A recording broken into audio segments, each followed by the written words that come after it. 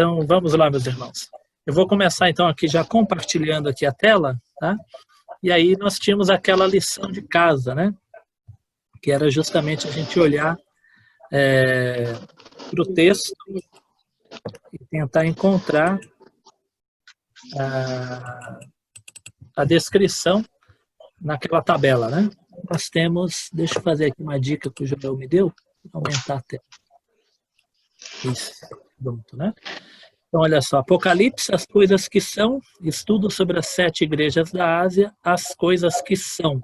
O nosso foco, aula 3, mas carta 2, né? Porque nós estamos com uma introdução. Então, aqui está o texto bíblico. Deixa eu ver se eu consigo ampliar aqui, senão eu não vou conseguir ler. Deixa eu ver se eu consigo mover isso. Ah, dá para mover. Então, vamos lá. Diz assim o texto bíblico. Ó. Ao anjo da igreja em Esmirna escreve: estas coisas diz o primeiro e o último, que esteve morto e tornou a viver. Conheço a tua tribulação e a tua pobreza, mas tu és rico. E as blasfêmias dos que a si mesmos se declaram judeus e não são, sendo antes sinagoga de Satanás. Não temas as coisas que tens de sofrer. Não, filho. Tá para... Acho que tem alguém com o microfone aberto, né? Deixa ele fechadinho, tá bom? Vamos voltando aqui ao 10. Ó. Não temas as coisas que tens de sofrer. Eis que o diabo está para lançar em prisão alguns dentre vós, para ser dispostos à prova. E tereis tribulação de 10 dias. Sê fiel até a morte e dar-te-ei a coroa da vida. Quem tem ouvidos, ouça o que o Espírito diz às igrejas. O vencedor de nenhum modo sofrerá dano da segunda morte. Então, essa daqui me parece que é a carta mais curta que nós temos das 7. Né? Nós temos aqui do 8 até o 11, né? Então 8, 9, 10, 11, 4 versículos é o tamanho dessa carta, é uma carta realmente pequenininha, essa aqui é dirigida à igreja de Esmirna. E aqui eu preenchi a tabela, né? Eu não vou ficar parando para perguntar para os irmãos, um por um, mas seria algo próximo disso que eu coloquei aqui, tá bom? Então, endereço e destinatário, a carta é escrita para quem? Vem sempre na primeira linha, né? Logo no começo. Ao anjo da igreja em Esmirna. Como eu disse, esses são nomes de cidades, né? Então, são 7 cidades. Não havia nenhuma denominação, nenhum nome específico, né? Então, eram comunidades cristãs e elas são chamadas pelo nome da cidade. Então, é a igreja em Esmirna. A igreja aqui é uma assembleia, né? A reunião dos cristãos em Esmirna, na cidade de Esmirna. Como Jesus se apresenta, né? Estas coisas diz o primeiro e o último, que esteve morto e tornou a viver. Né? Bom, dê uma verificada aí, mas, irmãos, se alguém está com o microfone aberto, né? Tem um sonzinho aí no fundo, clica aí no desenho do microfone que aí ele fecha, e se você quiser falar, e depois você abre, dá uma olhadinha aí, um sonzinho aí de fundo aí, né? Então vamos lá. Detalhes sobre a situação local. Muitas vezes, esse detalhe ele se encontra misturado com algum outro desses trechos que eu coloquei para serem preenchidos. Tá? Então, quando eu digo aqui detalhes sobre a situação local, seria alguma coisa muito específica, própria daquela cidade ou daquela comunidade. Né? Então, o que nós temos específico da comunidade de Esmirna? E lá tinha um grupo de pessoas que são chamados de sinagoga de Satanás. Pessoas que se declaravam judeus, mas não são. Essa característica vai aparecer também em Filadélfia. Então, das 7 cartas, 2 terão essa característica. Tá? Serão chamadas de sinagoga de Satanás. Ok? Julgamento da comunidade. Né? Coisas negativas. Essa daqui não aparece nada negativo. Né? A menos que se considere a pobreza como algo negativo. Então, alguns teólogos colocaram aí a pobreza como se fosse algo negativo, mas quando eu digo algo negativo, seria da comunidade, né? Seria uma falha moral, ética ou espiritual, tá? Não uma condição financeira, né? Na verdade, muitas pessoas acham que só a igreja de Filadélfia é que não recebeu nenhuma repreensão, mas na verdade são duas igrejas, a igreja de Esmirna e a igreja de Filadélfia, são duas igrejas que você não encontra nenhuma repreensão, né? A não ser as duas têm a característica de pobreza. O julgamento da comunidade, as coisas positivas. Aqui é o versículo 9. Conheço a tua tribulação, a tua pobreza, mas tu és rico. E há blasfêmias do que a si mesmo se declaram judeus e não são, sendo uma sinagoga de Satanás. Então, aqui é o exemplo que eu dei, né? Quando Jesus vai apresentar o que tem de positivo nessa igreja, é isso daqui, olha, é esse contraste. Tu és pobre, mas rico. Né? Agora, a sequência, né, é aquela característica que a gente encaixa aqui em cima, né? Eles habitavam... Mas não tinha esse. Está aqui, iniciar áudio. Eu cliquei lá. Iniciar áudio, ligar pela internet. Povo chamado... ligar pela internet, pessoal. Sinagoga de Satanás. Eu não estou na reunião. Deixa eu só olhar aqui uma Será coisa. Que eu tenho que colocar um... Mas ele já mostrou todo mundo. Deixa eu ver se eu acho aqui, porque acho que de repente eu falar uma coisa com calma? Eu peço até desculpa. Peraí. Eu não estou aqui nos participantes. Achei. Olha, não, esse é meu. Aqui, ó. Alexandre Brandão, Salomé, Carlinhos. Opa, agora sim. Quem está me ouvindo faz assim, ó. Só para eu ver se está me ouvindo. Ó, legal. Agora, né? Porque às vezes a gente se perde, né? Às vezes o aluno mesmo não consegue colocar o mute, né? Agora acho que fica melhor aqui. Deixa eu voltar lá no compartilhamento. Deixa eu ver se eu acho agora de novo como compartilha. Achei aqui. Pronto. Agora sim, tá? Então vamos lá, irmãos. Agora um chamado. Veja, quando eu digo, eu coloquei aqui de um modo muito amplo, né? Um apelo, um chamado ao arrependimento ou uma advertência. Apesar dessa igreja não constar nada negativo que seja um chamado de arrependimento, ela tem uma advertência, né? Que é aquele cuidado, preste atenção, né? Então ela tem assim, ó, não temas as coisas que tens que sofrer, eis que o diabo está para lançar em prisão alguns dentre vocês, para ser disposto à prova. E tereis tribulação de 10 dias. Aqui nós temos a advertência, né? Seja fiel até a morte e dar-te-ei a coroa da vida. Então aqui está a advertência, né? Não no sentido negativo, mas no sentido cuidado, vocês vão passar por uma tribulação ainda maior. Seja fiel em meio à tribulação, que você vai ser coroado com a vida. E a promessa, quem tem ouvidos, ouça o que o Espírito diz às igrejas, do vencedor de nenhum modo sofrerá o dano da segunda morte. Então, essa é a estrutura da carta. Assim que terminar a aula, eu mando para os irmãos lá no grupo também, como eu montei, tá bom? Então, a próximo disso se você tentou fazer, é o que você deveria ter colocado, né? Às vezes eu uso lápis de cor na minha Bíblia, tá? Então, por exemplo, tem coisas que se repetem, né? Igual aqui, todas têm promessa, né? Tem um texto no final da promessa. Então, eu pego um lápis de cor amarelo, eu pinto de amarelo, né?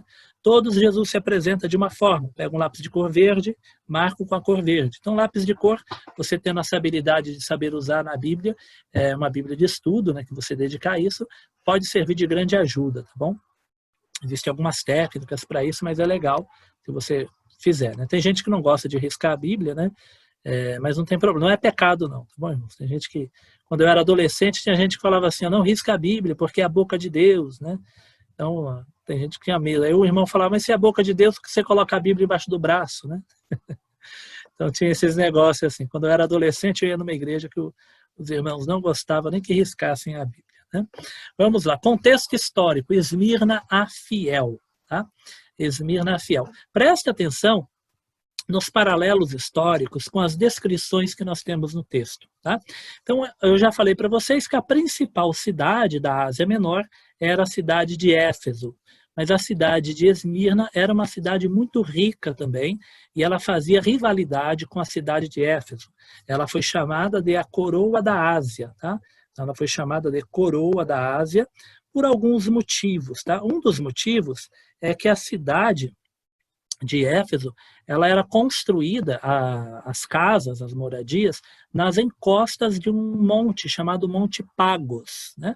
Então, você tem a montanha e você tem a montanha, a encosta da montanha com a cidade. Então parecia uma coroa. A forma da cidade com o monte, né, atrás, lembrava uma coroa. Então ela foi chamada de a coroa da Ásia, tá bom?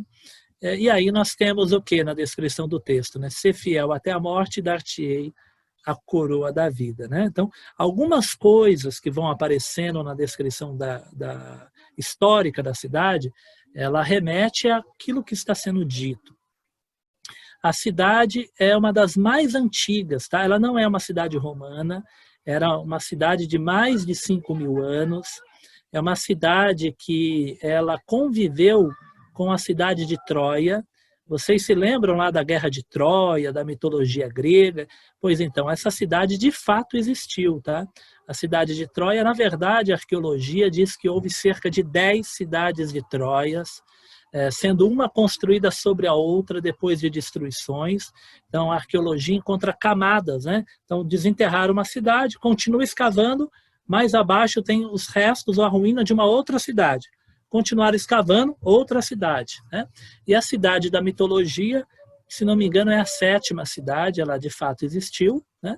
E Esmirna, ela chegou a conviver culturalmente, uma troca cultural com a cidade de Troia.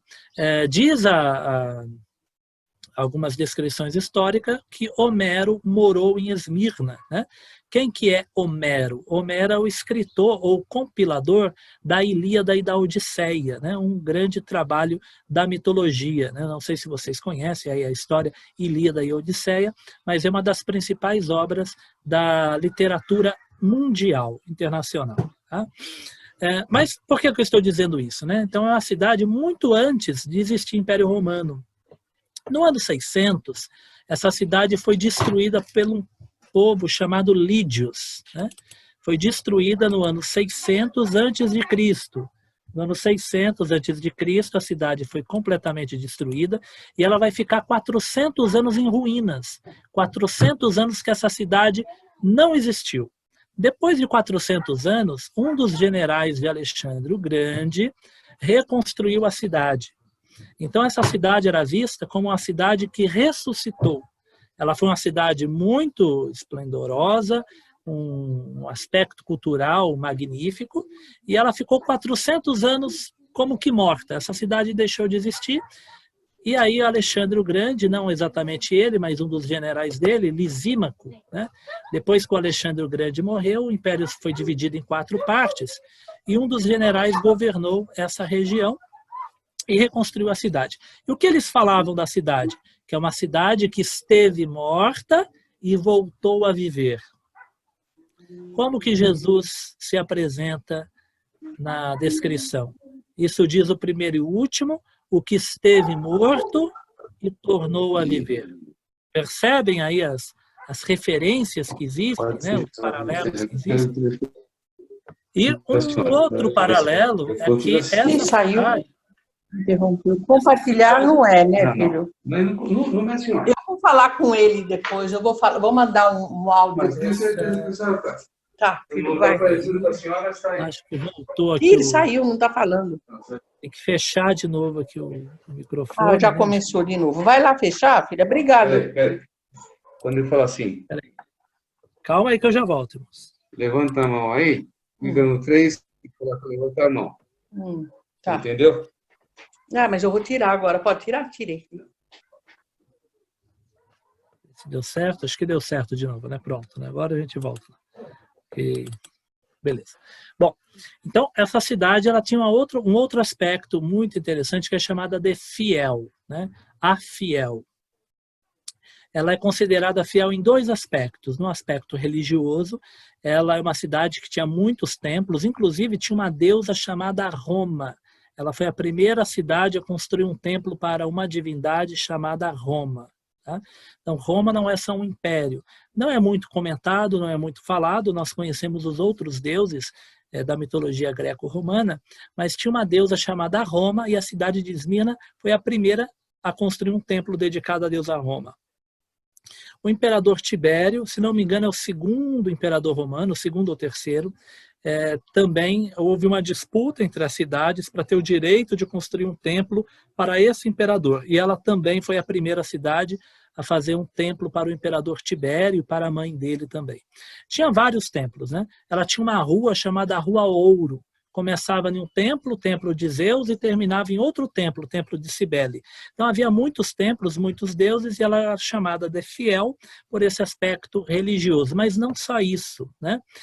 Tem uma descrição histórica que diz que os romanos partiram para a guerra e eles estavam perdidos, né? Perdendo a batalha, com falta de recursos, e tem uma descrição histórica que diz que os cidadãos de Esmirna, eles deram as próprias roupas que tinham para os soldados romanos que estavam destituídos de recursos, né? Cícero, que é um famoso poeta grego, romano também, ele vai dizer que Esmirna era a cidade mais fiel de Roma, né? Então a fidelidade, antigamente aos gregos, na época do Alexandre o Grande, e depois fiel a Roma, era uma marca da cidade de Esmirna. Ela era chamada de a fiel. Então, existem descrições aí na literatura latina que chama Esmirna de a fiel. Com o que Jesus pede para Esmirna? Ser fiel até a morte e dar-te-ei a coroa da vida. Então, o fato dela ser chamada de coroa, de fiel, né? E o fato dela ser considerada a cidade que esteve morta e voltou a viver, ela vai aparecer, esses termos, na descrição dessa carta do Apocalipse, o que chama muita atenção, né? Agora, olha a cidade de Esmirna hoje. Eu coloquei aqui uma foto. Ela é chamada na Rússia de Izmir, tá vendo? Izmir, que é Esmirna. Essa é uma fotografia atual. Essa é a cidade de Esmirna hoje. Olha que bonito, né? Provavelmente aqui atrás sejam os Montes Pagos, que eu disse, né? Não precisa pagar por eles, tá, irmão? É o nome do monte, tá? Montes Pagos, tá? Aqui é a cidade nos dias de hoje. Olha lá, uma vista noturna da cidade, que bonita, né? A orla litoral turco. É uma das cidades mais ricas da Turquia e uma das cidades que apresentam um dos maiores índices de desenvolvimento, tá bom? Para quem gosta de história, se alguém aí gosta de história, gosta de Guerra Fria, tá bom? Essa é uma das cidades turcas que guardou ogivas nucleares para os Estados Unidos na Segunda Guerra, na Guerra Fria, tá? Que é o pós-Segunda Guerra Mundial.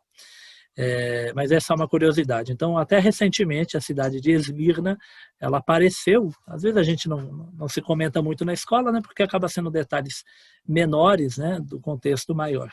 Mas a cidade de Izmir ou Esmirna, na Turquia, ela ainda hoje é uma das cidades mais importantes do país, né? No caso, hoje é a Turquia. Na época era Império Romano e antes foi dominação grega, né? Tudo bem? Então, olha aí a cidade de Izmir, que bonita, né? Nós podemos conversar com o nosso coordenador, né, o Dr. Edson, para promover, quem sabe, um passeio, né, com a escola dominical. O Dr. Edson poderia promover aí um passeio por esta cidade aqui, seria muito interessante, né? Depois a gente acerta com ele aí o passeio, né? Então vamos lá, Jesus se apresenta. Como que Jesus se apresenta? Estas coisas diz o primeiro e o último, que esteve morto e tornou a viver. O que nós podemos aprender ou o que nós entendemos dessa descrição? Primeiro, nós temos uma apresentação que diviniza Jesus, mostra o lado divino de Jesus. Por quê? Então, Jesus se apresenta com um título divino. Isso diz o primeiro e o último. Vamos pegar primeiro esse trecho, o primeiro e o último, né? Da onde que foi tirado isso? Então, Isaías capítulo 44, versículo 6, nós temos a seguinte descrição. Assim diz o Senhor, Rei de Israel, seu Redentor, o Senhor dos exércitos. Olha quantas descrições para o Deus de Israel. Senhor, né? Que é o Adonai, o Senhor, Rei de Israel, seu Redentor. Então, Isaías profetiza a libertação do exílio, o povo estava escravizado, então está apresentando Deus como aquele que vai redimir, né, vai trazer de volta os judeus do cativeiro. Seu Redentor, o Senhor da guerra, o Senhor dos exércitos, né, aquele que peleja as lutas de Israel. Eu sou o primeiro e eu sou o último. Além de mim não há Deus. Olha só, eu sou o primeiro e o último. Além de mim não há Deus. Deus é um.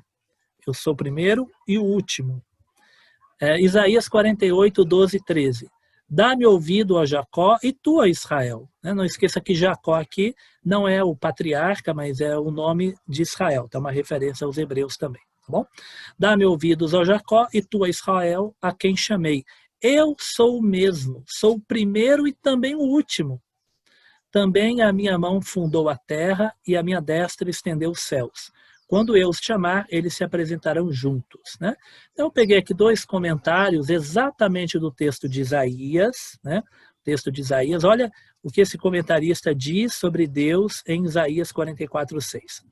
A mensagem a este régio é real, né? O rei, este régio redentor, porque ele se apresenta aqui, ó, o rei de Israel, seu redentor. Né? Esse real, esse régio redentor, quer comunicar é que não existe ninguém que possa comparar-se a ele. Não significa simplesmente que ele é o maior dentre os deuses, mas que em comparação com ele não existe outro Deus. Então, antigamente, quando eu era adolescente, eu ficava pensando, se Deus é o primeiro e o último, né? Então um dia vai acabar tudo, porque ele é o último, né? Então vai chegar no último, acabou. Não é assim? A gente assiste uma série, o último capítulo, aí acabou, não tem mais nada, não é isso? Então acabou, o último acabou. O que significa dizer que Deus é o último ou que Jesus é o último? Não é que é o último no sentido que ele vai acabar. E nem a palavra primeiro que um dia ele começou. Né? Então a noção cristã que Jesus é o primeiro e o último, ela é retirada do Deus lá do Antigo Testamento, que apresenta como o primeiro e o último, mas não no sentido de que teve início. Né?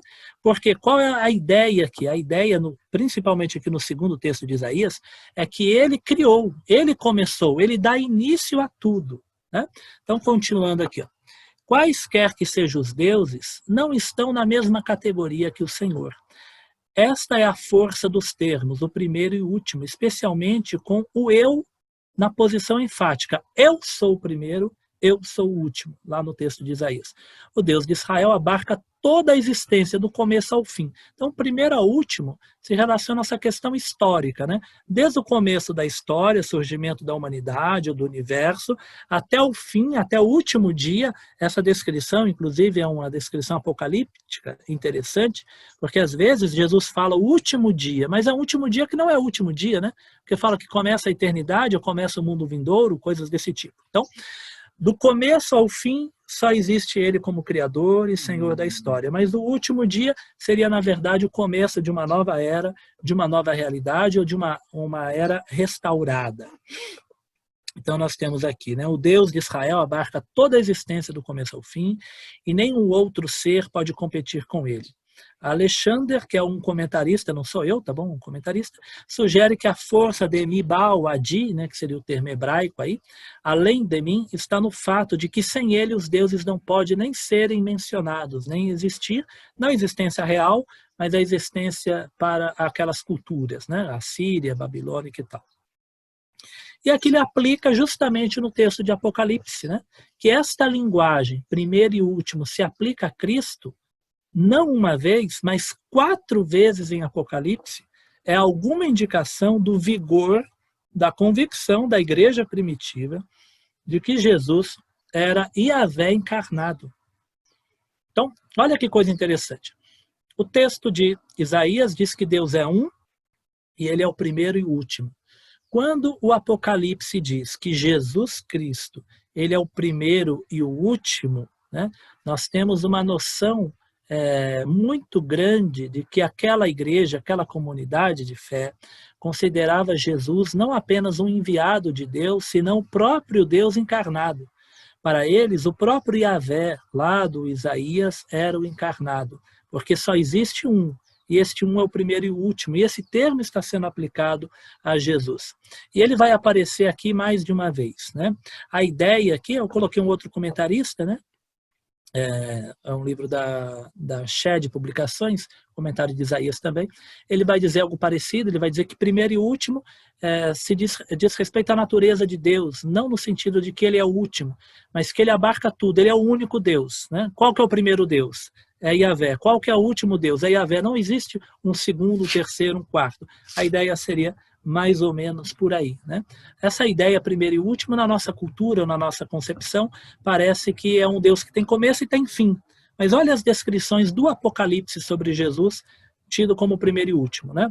Apocalipse 1:8 começa: eu sou o alfa e o ômega, a primeira letra e a última letra do alfabeto grego, né? Eu sou o alfa e o ômega, né? Algumas traduções, se não me engano, eu não me lembro agora qual, se é a linguagem de hoje, diz que ele é o A e o Z, né? Tentando trazer para a nossa concepção portuguesa, né? Seria a primeira e a última letra. Eu sou o primeiro e o último, sou o alfa e o ômega, diz o Senhor Deus, aquele que é, que era e há de vir, o Todo-Poderoso. Inclusive, essa outra descrição, a Todo-Poderoso, é uma descrição muito exclusiva para Deus Pai, né? Para Yahvé, lá no Antigo Testamento. E aqui ela parece aplicada a Jesus. Então, a apresentação de Jesus a Esmirna é que ele é o Deus encarnado, que ele é único, ele é um com o Pai. Né? Não esqueça o contexto joanino, né? O Apocalipse está no círculo joanino, que é o círculo de Éfeso, e é justamente o Evangelho de João que vai dar grande ênfase no dito de Jesus: eu e o Pai somos um. Né? Aí nós temos o Apocalipse 1:17, quando o vi, no caso Jesus, caí com o rosto caí a seus pés como morto. Porém ele pôs sobre minha mão direita, dizendo: não temas, eu sou o primeiro e o último, aquele que vive. Estive morto, mas eis que estou vivo pelos séculos dos séculos. Preste atenção nisso daqui, olha. Estou vivo pelo século dos séculos, tenho a chave da morte e do inferno. Então veja que o último aqui não é a ideia de que ele vai ter fim. Perceberam? Porque ele é o primeiro e o último, mas é aquele que vive pelos séculos dos séculos. É aquele que detém a chave da morte e do inferno, ou seja, que detém autoridade sobre a própria morte. O Apocalipse 21, já chegando no final do livro, né? Aquele que está sentado no trono, esse assentado no trono, lá no texto não é claro se refere-se ao Pai ou ao Filho, né? A forma como a Bíblia da Reforma apresenta da ideia que é o próprio Pai falando, mas o comentarista lá entende que seria o Deus Filho falando, mas coloca assim: e aquele que está sentado no trono disse: eis que faço nova todas as coisas. E acrescentou: escreve, porque essas palavras são fiéis e verdadeiras. Disse-me ainda: tudo está feito. Eu sou o alfa e o ômega, o princípio e o fim. Eu, a quem tem sede, darei de graça da fonte da água da vida. E o Apocalipse 22:13, eu sou o alfa e o ômega, o primeiro e o último, o princípio e o fim. Então nós temos o Apocalipse colocando para Jesus uma dimensão não como angelical ou como um ser especial, mas aplicando a Jesus um termo ou vários termos que eram exclusivos a Deus. O que mais pode significar? Eu quero que vocês comecem a pensar nessa apresentação de Jesus dentro do contexto para a própria cidade ou comunidade de Esmirna, né? Uma dimensão pessoal, né? Seja o que for que aconteça, agora saindo um pouco da questão teológica, né? Nós começamos a falar, parece uma dimensão muito mais teológica, mas eu quero que vocês pensem em uma comunidade recebendo essa carta, uma comunidade que é perseguida, que é pobre, que passa por grandes dificuldades, muitos são iletrados, vão se reunir em casas para ouvir a leitura do texto do Apocalipse, porque era assim que era feito, tá bom? Então existe uma dimensão teológica muito maior, mas pensa agora na dimensão pessoal mais próxima. Eu sou o primeiro e o último no sentido de que é aquele que acompanha o cristão esmirniano, né, o esmirniota, como aparece aí, do começo da sua existência até o fim. Né? Ele está presente na vida do cristão, do começo ao fim da sua existência. A ideia também é que tudo vai passar, porque só existe um que é o princípio e o fim. Né? Nós estamos envelhecendo, nós estamos morrendo. A cada segundo que se passa, a célula sua está morrendo. Né? Por mais que nós vamos nos renovando, mas nós caminhamos para a morte. Tudo vai passar. Essa seria a ideia. O único que não passa é o eterno, é Deus. Né? Então a ideia, é claro que nós estamos falando dessa presente vida, né? do momento que nós estamos. Então a ideia é colocar abaixo todo o orgulho, seja da cidade de Esmirna, ou seja das perseguições que os cristãos de Esmirna estariam passando. A ideia é que aquela situação que eles viviam iria chegar ao fim. Então, por mais que hoje, no momento presente, Esmirna estivesse sofrendo, aquilo iria passar, porque somente Cristo é o primeiro e o último, tá bom? Nós temos um aspecto da ressurreição, quando diz, esteve morto e tornou a viver. Esse termo, inclusive, é muito importante aqui na forma grega, tá bom? A forma grega que aparece, aquele que, voltando aqui o texto, olha, aqui em vermelho, estas coisas diz o primeiro e o último, que esteve morto e tornou a viver. Esteve morto e tornou a viver. O que significa essa palavra, o termo grego esteve morto, né?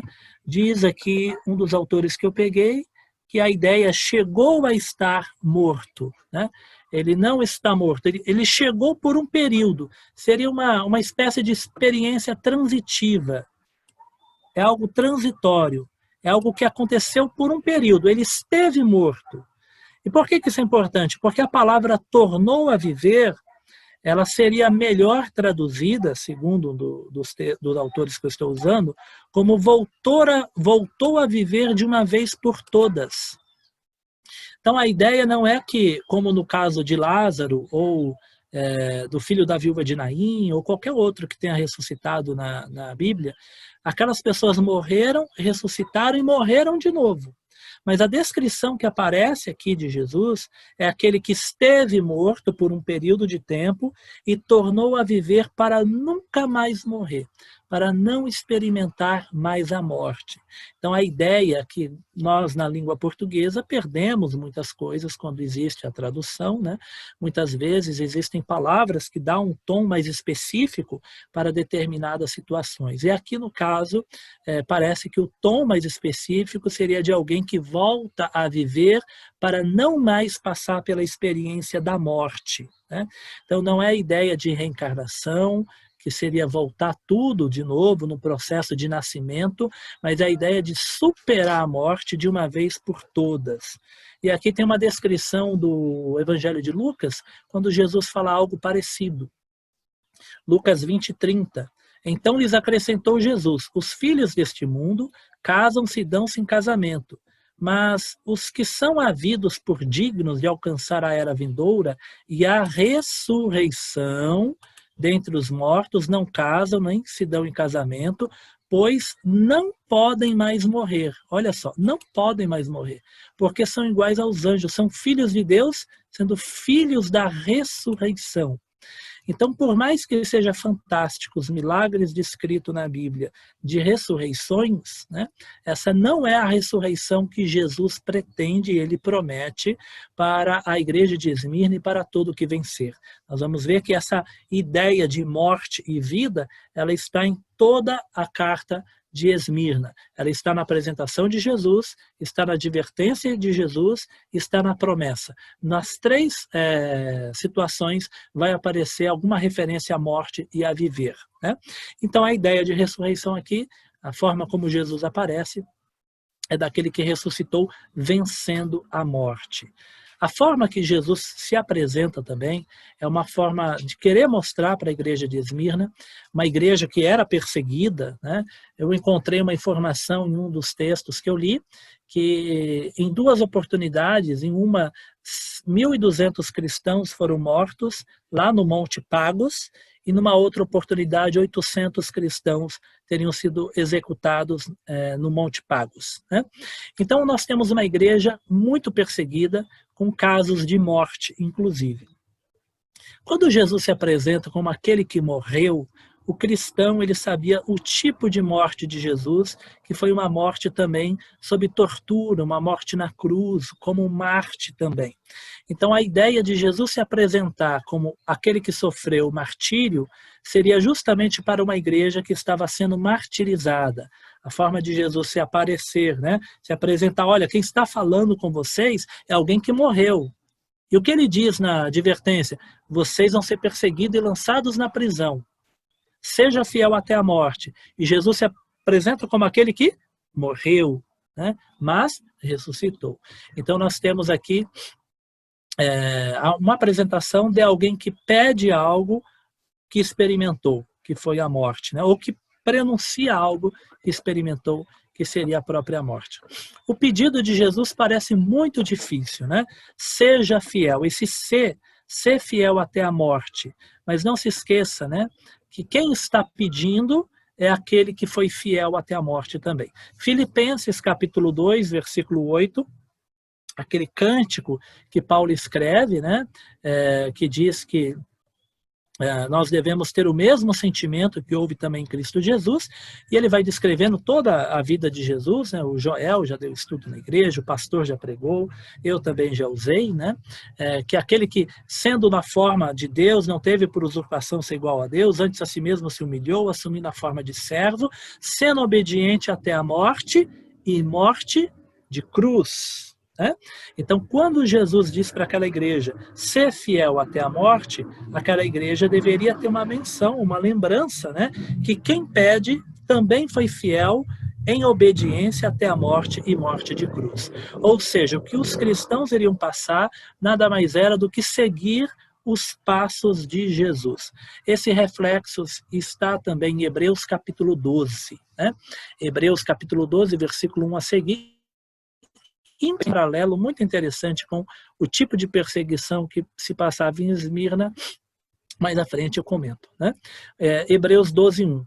Portanto, também nós, visto que temos a rodear-nos tão grande nuvem de testemunhas, desembaraçando-nos de todo o peso e do pecado que tenazmente nos assedia, corramos com perseverança a carreira que nos está proposta.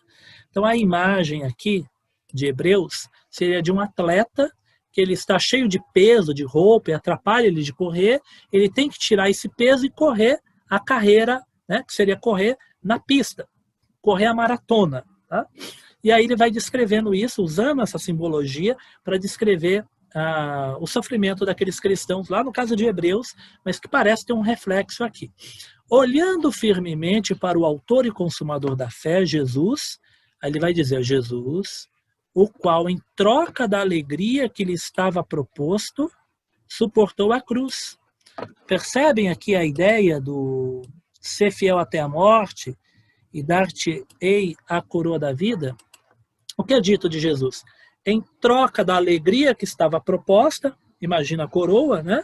Suportou a cruz. Então, hoje eu passo pela cruz, mas depois da cruz eu tenho a alegria. Né? Não fazendo caso da ignomínia ou da vergonha que Jesus sofreu, e está sentado à destra do trono de Deus. Considerai, pois, atentamente aquele que suportou. Ou seja, olha para Jesus, presta atenção, considera com atenção aquele que suportou tamanha oposição dos pecadores contra si mesmo, para que não vos fatigueis desmaiando em vossas almas. Então a ideia seria muito semelhante, né?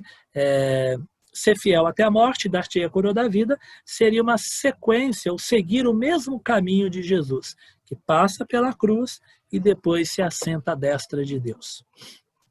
O julgamento da comunidade.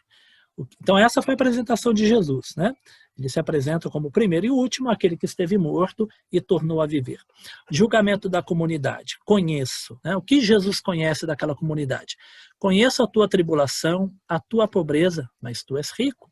E a blasfêmias do que a si mesmo se declara judeus e não são, sendo antes sinagoga de Satanás. O que Jesus conhecia daquela comunidade ou o que transparece nesse texto? O que esse texto apresenta de conhecimento de Jesus? Primeiro, da luta externa. Quais são os problemas externos? Conheça a tua tribulação. Então eu quero que você pense nisso, né? Qual é os nossos problemas externos hoje? Né? Qual é o seu problema externo hoje? Um problema no trabalho, na família, na comunidade de fé, na igreja. Né? Conheça a tua tribulação, que seria o problema externo. Naquele momento era uma grande perseguição que existia, tá bom? Era o problema externo. Mas ele também conhece a realidade material. Conhece a tua tribulação, conhece a tua pobreza. A pobreza é a realidade material. É pobreza de fato, tá? Essa pobreza é literal. Literalmente era uma igreja, uma comunidade muito pobre. Mas ele também conhece a dimensão espiritual. Né? Ele chama, mas tu és rico. Mas tu és rico. É uma realidade que nem sempre é percebida pelos cristãos, né? Muitas vezes até mesmo pelos cristãos. Nós vivemos uma época em que parece que ser abençoado ou parece que ser filho de Deus tem que ser alguém que tem uma vida muito próspera. Não é isso? Nós temos essa noção muito equivocada nos dias de hoje, e aqui no caso dessa igreja, uma igreja materialmente pobre, mas espiritualmente rica.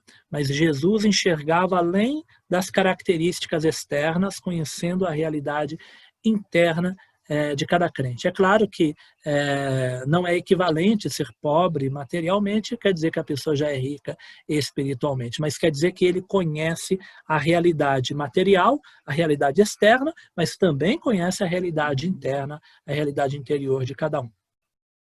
E ele também conhece a realidade do porvir, a realidade futura. A realidade do porvir dos esmirnianos seria uma perseguição de 10 dias que estava para acontecer, né? Uma perseguição que estava próxima, ainda maior do que aquela que eles já passavam. E conhecia também a realidade mais futura ainda, né?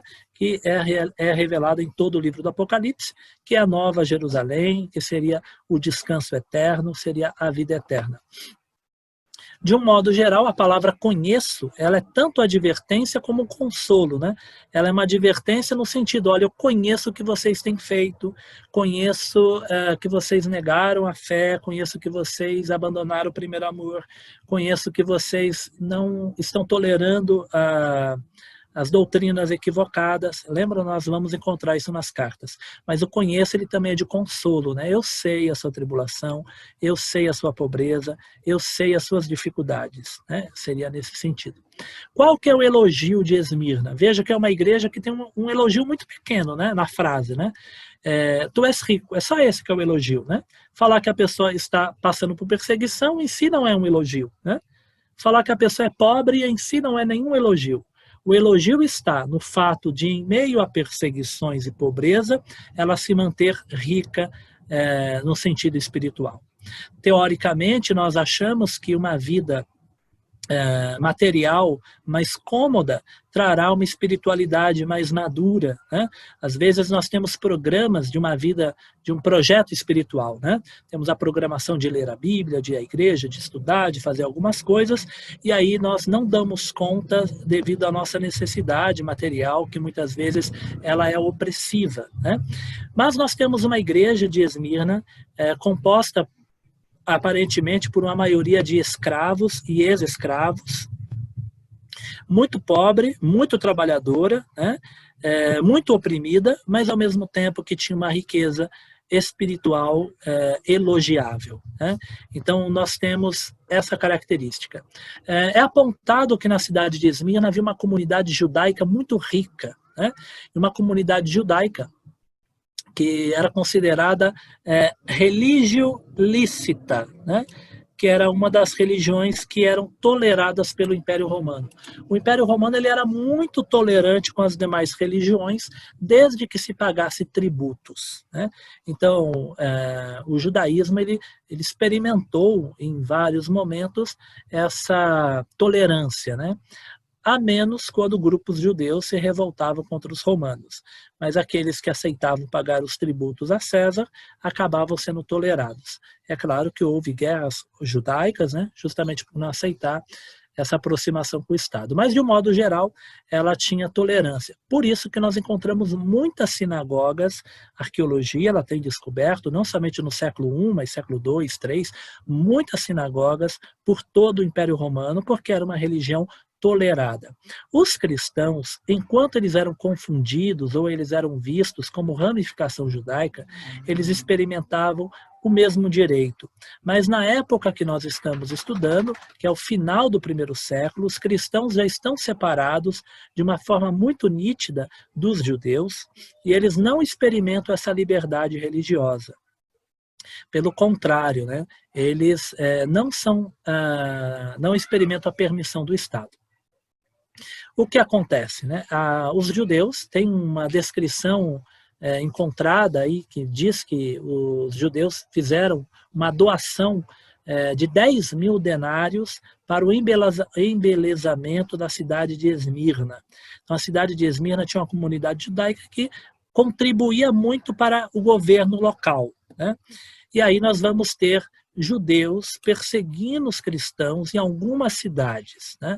Parece que isso é atestado na comunidade de Hebreus, que nós não sabemos bem onde que se localizava, mas o livro de Hebreus descreve algo parecido.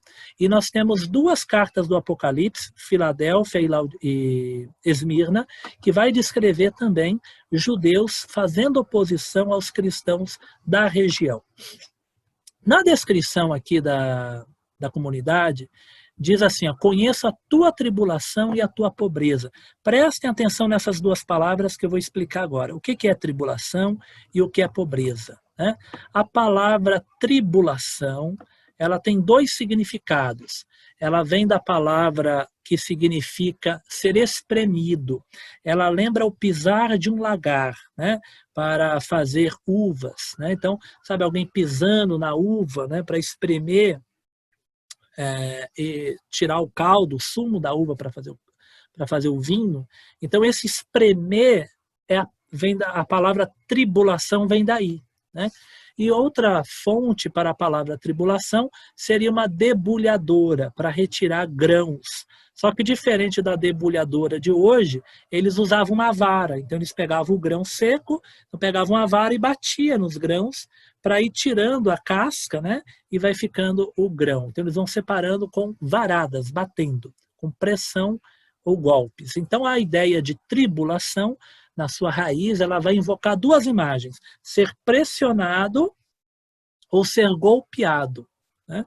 Então, o que seria passar por uma tribulação? Seria sofrer uma grande pressão, seja ela psicológica, seja ela física, né? Seja ela material, em várias dimensões você vai poder aplicar essa palavra.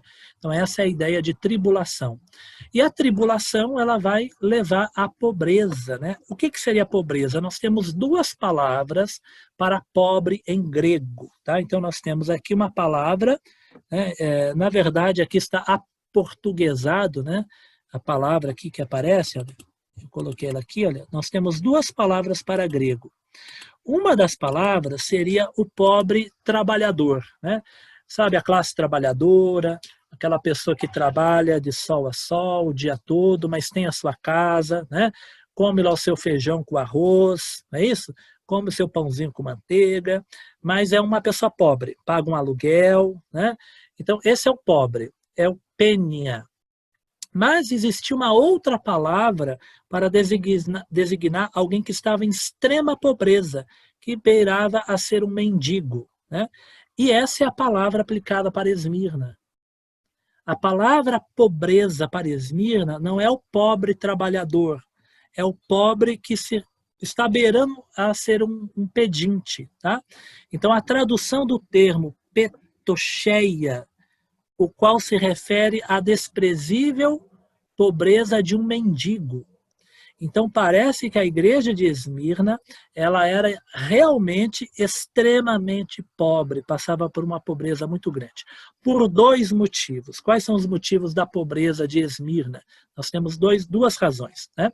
A primeira razão, já é atestado que grande parte do cristianismo, principalmente daquela região, eram de escravos. E o escravo já vivia numa condição muito difícil.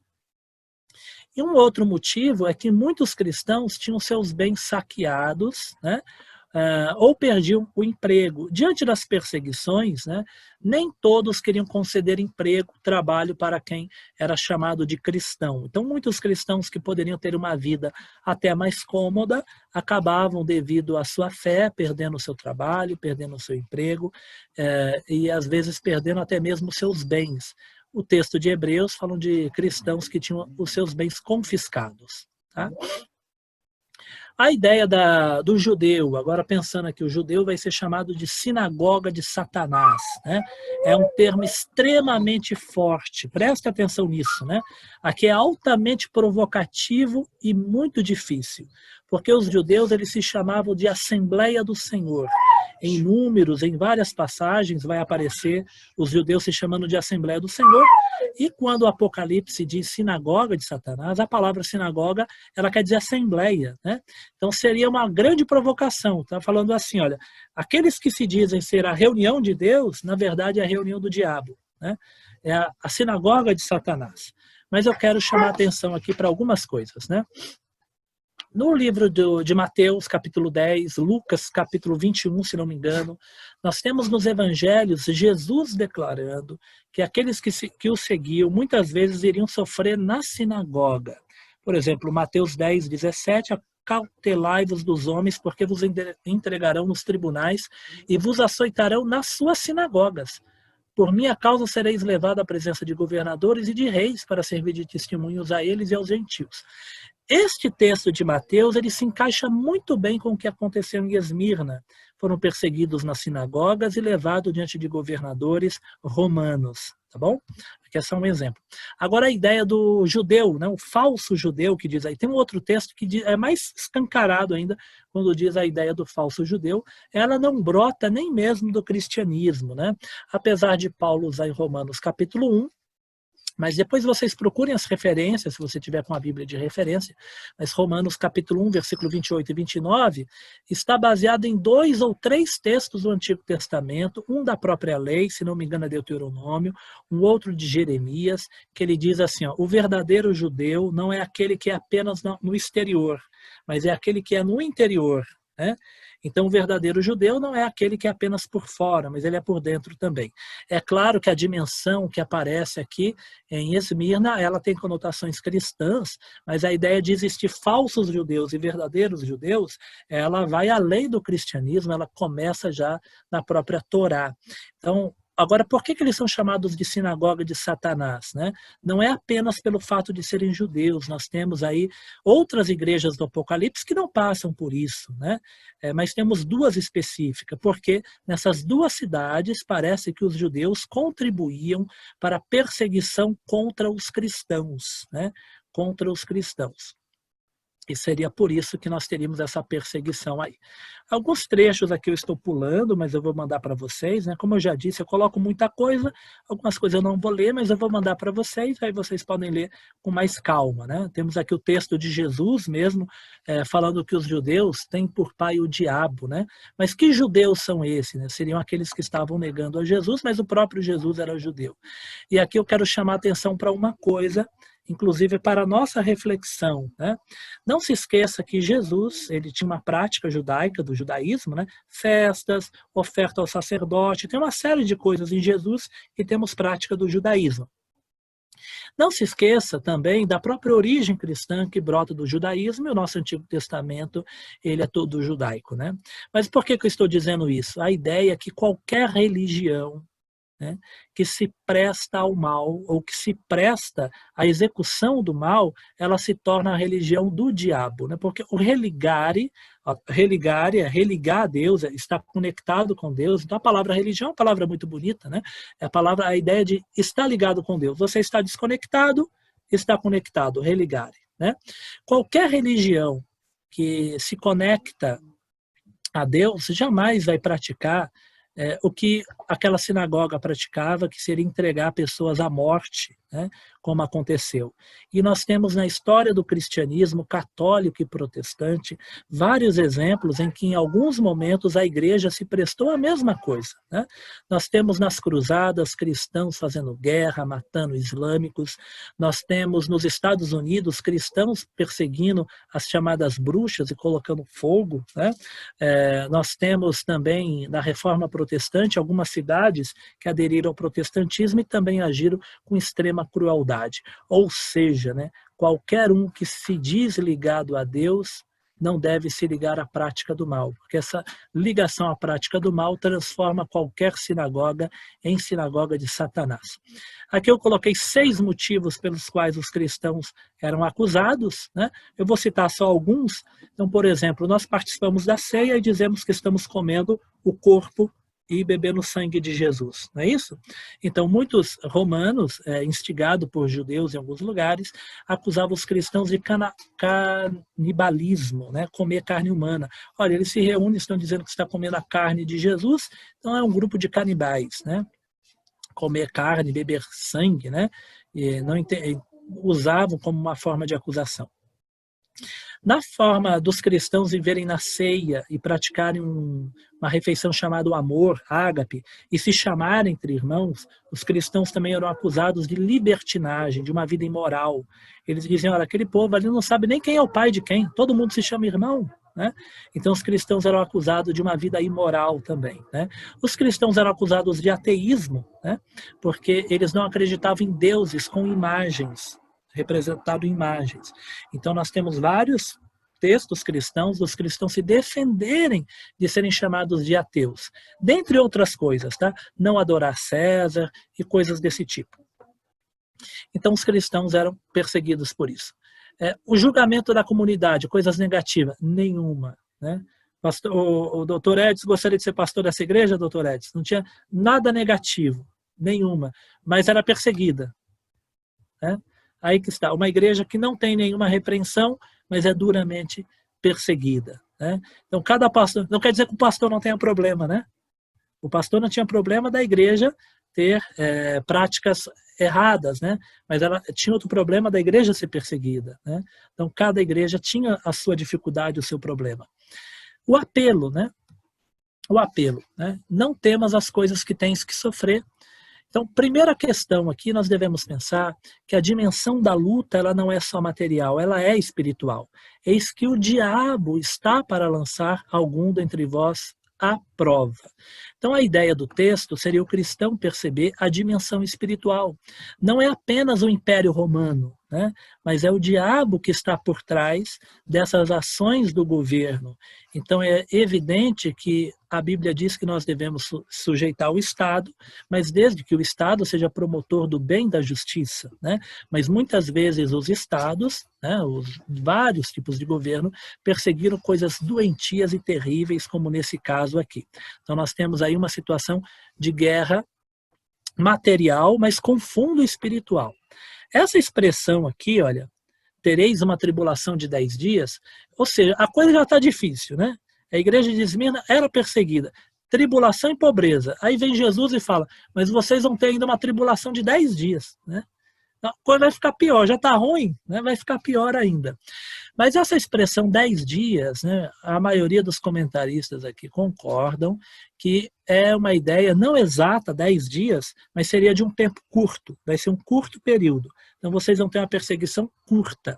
Eu quero fazer um comentário histórico aqui. Né? O cristianismo vai ser proibido até o ano 313, né? Mas ele não era perseguido todos os anos, tá bom? Então, geralmente se aponta 10 grandes perseguições. Então, quero que você pense aí, do ano 70, né, até o ano 313, 10 grandes perseguições no Império Romano. Muitas vezes, ou na maioria das vezes, o cristianismo era tolerado. A lei proíbe, mas deixa para lá.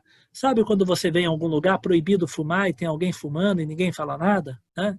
Então, muitas vezes era isso que acontecia. É proibido ser cristão, né, por lei, mas ninguém fazia nada. Mas, às vezes, alguns imperadores, né, se despertavam e tentavam colocar em prática o que a lei dizia. Né?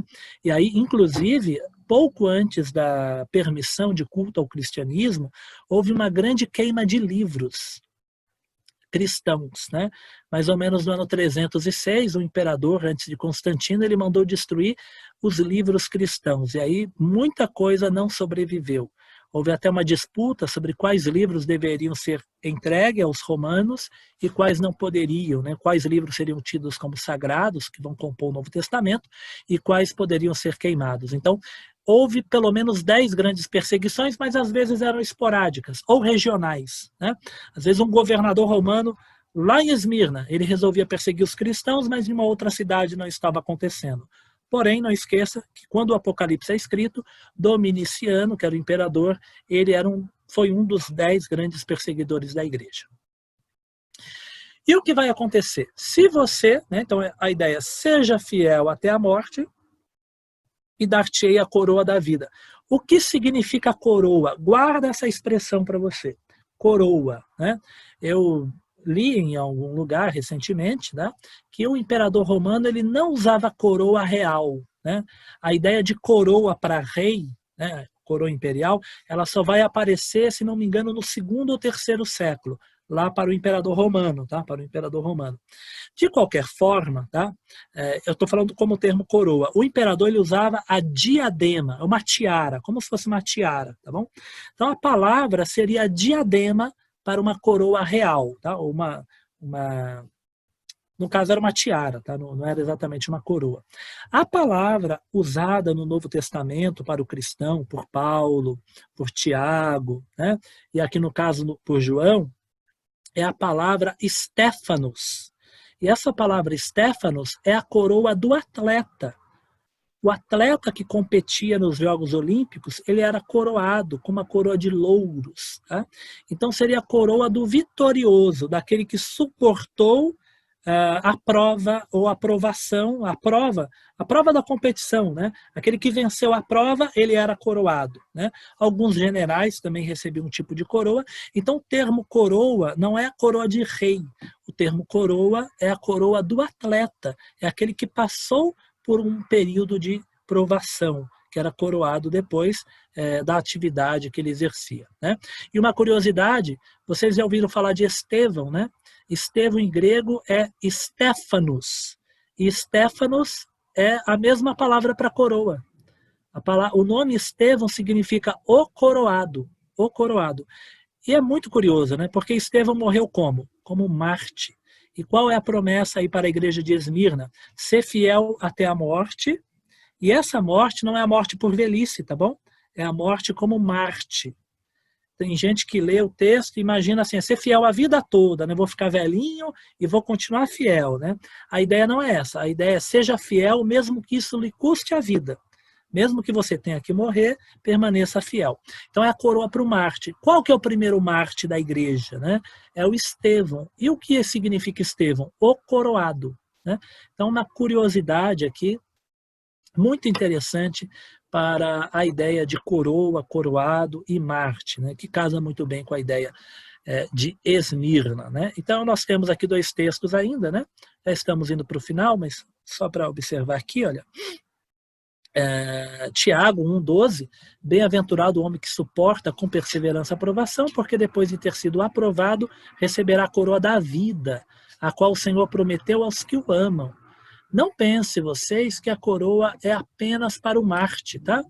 Então Tiago escreveu que a coroa é para todos os que amam ao Senhor. E Paulo escreveu que a coroa é para todos que amam a volta de Jesus. Então, 2 Timóteo 4,8, já agora a coroa da justiça me está guardada, a qual o Senhor, reto juiz, me dará naquele dia. E não somente a mim, mas a todos quantos amam a sua vinda. Né? Então, a ideia de prometer para o Marte seria uma ideia de incentivo a passar pela dificuldade. Né? Quando o texto diz, vocês vão ser encarcerados, né? O encarceramento poderia levar à morte.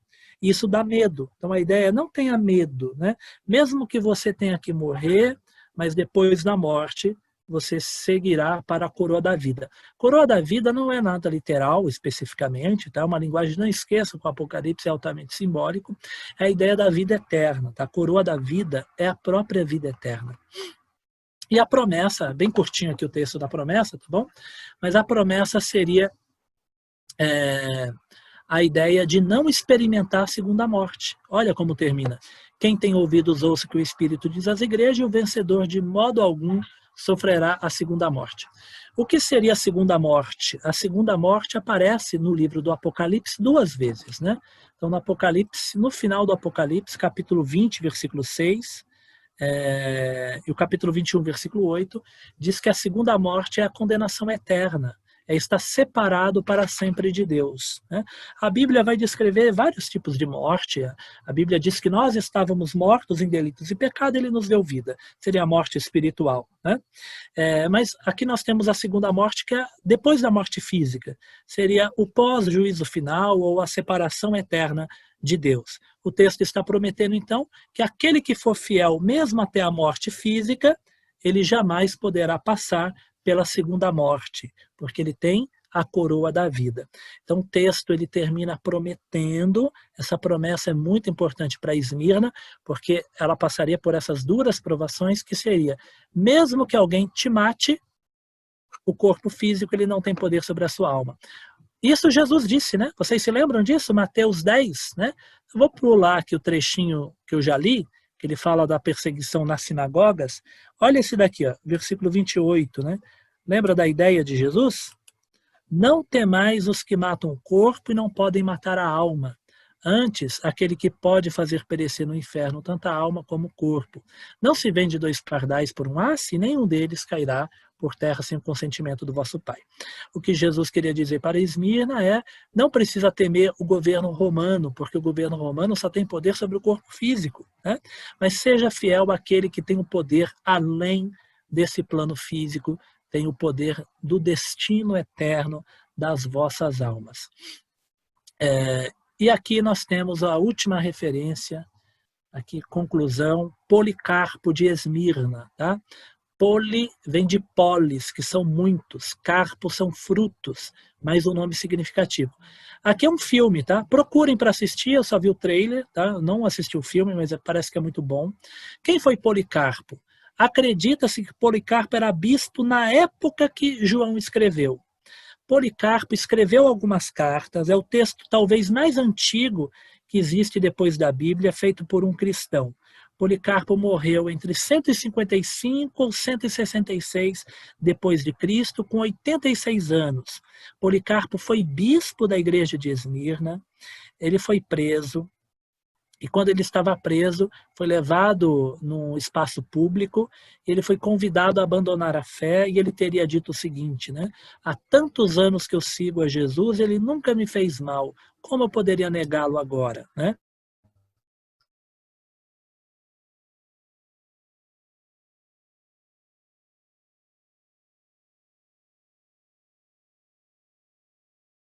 Que travou aqui, será que? Não, voltou.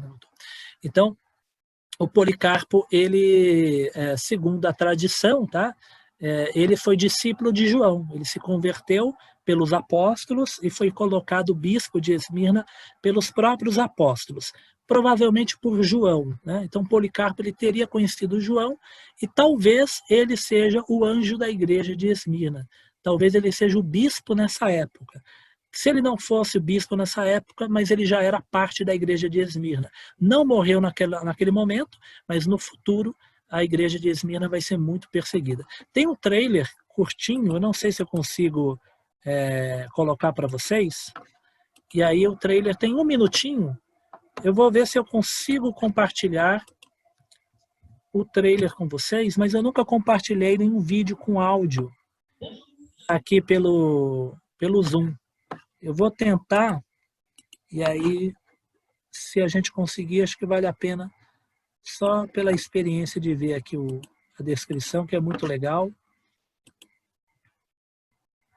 Ok. Olha, eu vou tentar compartilhar o vídeo, tá? O vídeo tem 1 minuto, tá? 1 minuto e meio, mais ou menos. Eu vou tentar compartilhar. Vamos ver se eu consigo aqui, olha. Para sair áudio e para vocês aí o som. Vamos ver. Então... vamos lá. Para vossa apreciação, esta bela jovem donzela... 18, 20, eu lhe dou 50 denários. Seu nome, senhor? Policarpo.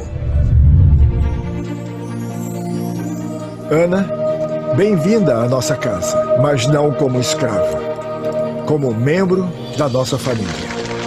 Esta noite você recebeu sua liberdade da escravidão. Assim como nós fomos libertos da escravidão do pecado. E através do perfeito amor de Deus, fomos recebidos na família dele. Eu não acredito em deuses. Eu também não acredito em deuses. Acreditem em Deus que levantou Jesus dentre os mortos e deu a ele glória e um trono à destra do Pai. Você alega que seu Deus é maior do que César? Soube de seu desentendimento com os cristãos. Como conhece os cristãos? Se não seguirmos a lei que manda adorar César, vamos ter que deixar Esmirna. Cuidado, Justino. Os tempos estão mudando. As pessoas estão sendo espancadas e presas. Pare! Ana! Ana! É culpa minha. O mundo é pesado quando se carrega nas costas, querida. O que os soldados queriam? Parece que o procônsul deseja minha companhia. Eles pretendem te matar. Devemos falar de nossa fé, ousadamente e sem oscilar. Quadratus quer a resposta. Então irá convencê-los? Eu vou convencê-los a adorar o único verdadeiro Deus e adorar a Ele somente.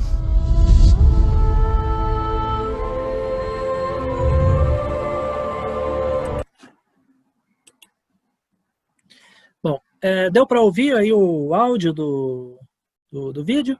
Ou então o Policarpo, ele teria sido bispo da igreja de Esmina, é bem atestado, nós temos várias fontes históricas sobre a existência dessa pessoa, e ele teria sido talvez o bispo já na época que João escreveu. Aquela prática que vocês viram, ele compra uma criança que estava sendo vendida como escrava. Outros textos cristãos antigos dizem que também era uma prática em alguns lugares de cristãos comprarem alguns escravos e depois conceder a liberdade, né? Uma grande quantidade de cristãos eram escravos. O escravo em Roma não era como o escravo aqui da América, que era uma rede comercial e muito mais preconceituosa, tá? Que a romana.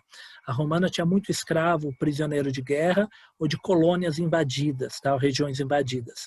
Então, era uma escravidão diferente. Havia escravos que eram professores, que eram funcionários públicos, que trabalhavam no comércio, e havia os mais pobres, ou os mais oprimidos, né? Que eram os que trabalhavam em minas e na agricultura, tá bom? Então, havia diferentes tipos de escravos, e pelo o que consta, a maioria dos cristãos eram de origem escrava, a maioria, né? É claro que vai se destacar alguns apologetas que serão mais eruditos, né? Mas nós temos uma descrição muito legal, que seria ali o Policarpo falando, né? Agora você está livre, assim como Cristo nos libertou do pecado, agora você é livre e você agora é de uma família, que seria a família cristã. Tudo bem, meus irmãos?